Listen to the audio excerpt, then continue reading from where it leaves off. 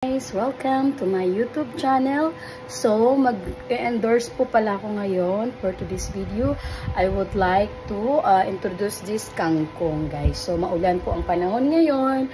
Dapat magtanim po tayo ng kangkong dahil ito po ay madaling tumubo sa isang araw lang na nanahon na siya, guys. So, may handa po pala ako sa inyong kanta ngayon. Dedicate ko po ito sa lahat po ng patuloy ang kanilang mga pagiging matatag sa buhay. Di pa rin makapaniwala sa aking nakikita.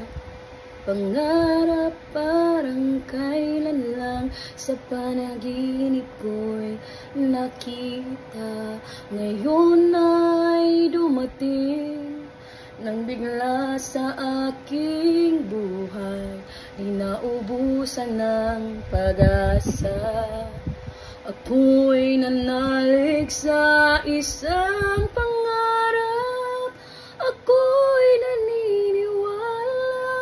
Ako ay lilipad at ang lahat makakakita sa isang pangarap. Ako'y naniniwalang hindi ako titigil hanggat aking makikita.